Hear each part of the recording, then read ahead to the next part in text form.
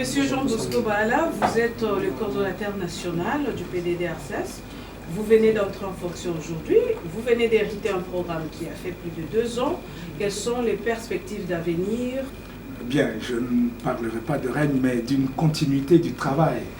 Parce que je viens de remplacer, je l'ai dit dans mon discours, je viens de remplacer un frère et un ami avec qui nous avons commencé.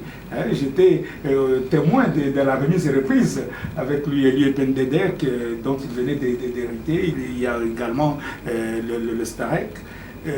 Un programme gouvernemental, un programme créé par le président de la République pour remettre la paix dans notre pays, surtout dans les zones affectées par la guerre, est un programme qui vit dans l'urgence d'abord. Parce qu'il faut vite réaliser du résultat. L'équipe du coordonnateur Tommy Tamboué, je leur rends hommage pour le travail qu'ils ont fait, a fait un travail extraordinaire. C'est le travail de balisage. C'est le travail des fondations, tous ces documents importants d'opérationnalisation, tous ces plans opérationnels, toutes ces avancées, parce qu'ils ont commencé déjà à mettre en œuvre ce qu'ils avaient pensé. Pour nous, c'est un gain de temps, mais aussi une base solide sur laquelle nous allons fonder notre action. Le président de la République, qui est le concepteur de ce projet, dès le départ, il avait voulu, parce que j'étais témoin les jours où il a lancé cette idée d'un désarmement communautaire, où les gens qui portaient les armes acceptent de rentrer dans leur communauté pour devenir des agents de développement et du relèvement communautaire. C'est pour ça qu'on a mis relèvement communautaire et non pas réinsertion. Ils seront réinsérés socialement. Ils vont être réinsérés économiquement dans leur société. Mais ils vont relever leur communauté. En fait, ce programme, c'est un peu l'ancêtre du PDL, du programme de développement de nos 145 territoires. Parce que ceux qui portaient les armes vont être avec leur communauté pour pouvoir relever leur communauté et pouvoir être agents de développement. Parce que c'est un programme, une arme, un métier. Ils vont apprendre du métier, on leur donnera du travail, et non plus des kits de désarmement comme on faisait avant, comme si on récompensait des gens qui avaient pris les armes contre leur communauté et contre le reste du monde. Donc le travail que l'équipe du coordonnateur Tommy Tamboué a fait, c'est un travail qui va être la base de notre travail. Nous allons aller très vite. Le chef de l'État veut du résultat et nous promettons qu'avec l'aide de tous, nous allons le faire. Le coordonnateur national sortant sera un peu notre conseiller avec ses adjoints. Il sera un peu nos conseillers. Mais vous savez, nous viendrons vous déranger de temps en temps pour que nous puissions faire le travail. Nous avons la chance d'être tous des gens qui nous connaissions avec mon coordonnateur adjoint chargé des opérations. Et madame, vous savez, elle vient d'un monde où la discipline et la rigueur sont une grande juriste. Nous allons d'abord faire un travail de mettre en cohésion tous ces projets, tous ces programmes, avec l'aide également, non seulement des membres du comité de pilotage, c'est-à-dire notre gouvernement. Nous sommes un programme présidentiel, c'est vrai, nous sommes un programme de la présidence de la République, mais c'est un programme qui travaille avec le Premier ministre, qui travaille avec le ministre de la Défense, avec tous les ministères, le ministère du Plan, tous les ministères concernés, comme les ministères des Affaires sociales, de la Justice, de la formation professionnelle. Tous ces gens vont être avec nous pour nous aider. Nous travaillerons de concert également avec le mécanisme national de suivi de l'accord cadre d'Addis Abeba, parce qu'il y a un volet de la démobilisation, un volet non militaire, qu'eux ils sont en train de gérer avec l'aide de représentants donc de l'envoyé spécial du secrétaire général des Nations Unies ici. L'autre volet, c'est que nous allons remettre en confiance nos partenaires internationaux, les partenaires techniques et financiers. Nous avons beaucoup de partenaires qui, à un moment donné, n'étaient pas sûrs que nous étions en train d'avancer. Maintenant, ils savent que nous avons avancé.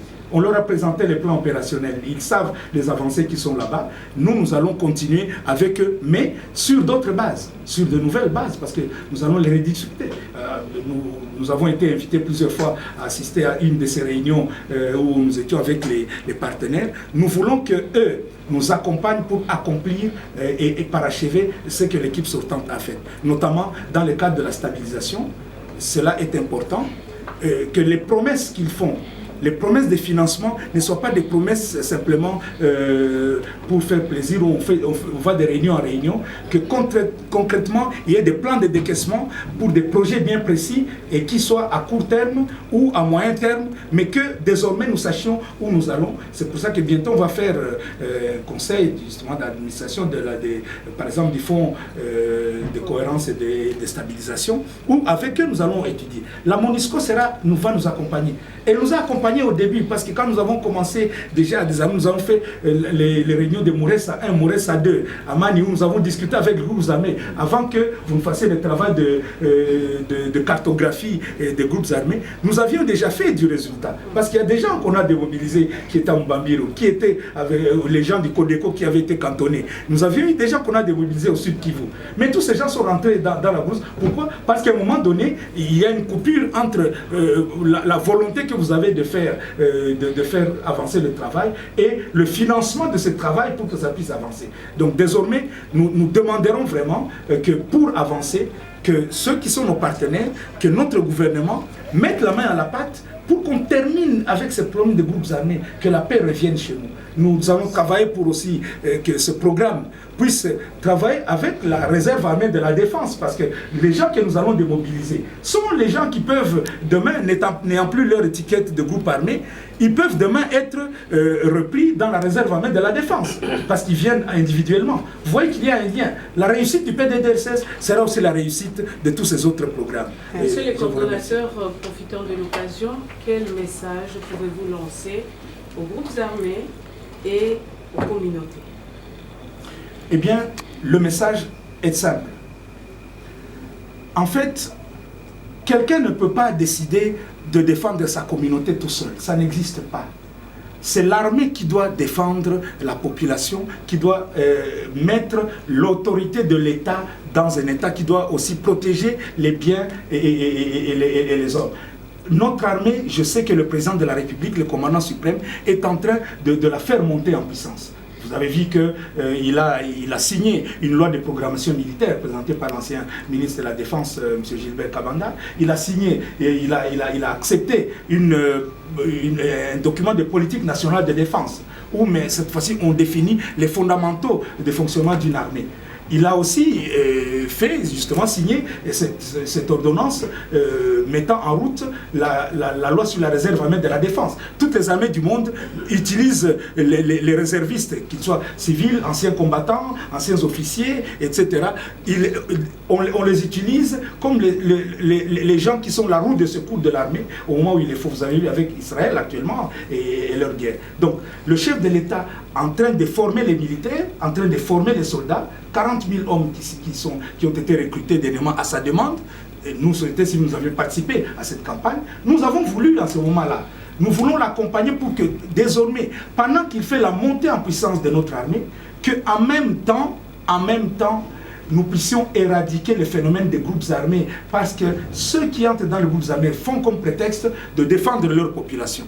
Et pendant ce temps, ils commettent aussi des exactions. On va mettre en route aussi un programme de justice transitionnelle. Et le message que nous lançons à la société civile, c'est de nous aider dans la sensibilisation, de pouvoir être les premiers agents de sensibilisation, parce qu'eux vivent dans leur communauté. Nous aurons vraiment un grand programme de sensibilisation dans lequel eux auront un rôle important à jouer, parce qu'ils vont être le courroie de transmission des choses que nous essayons de faire techniquement, mais des choses qui vont bénéficier à la communauté. Parce qu'il y a beaucoup de partenariats également. Ils ont des organisations de développement, ils ont des organisations de défense des droits humains, ils ont des organisations de dialogue intercommunautaire, etc. C'est sur cette base-là que nous allons construire. Nous vous remercions. Merci.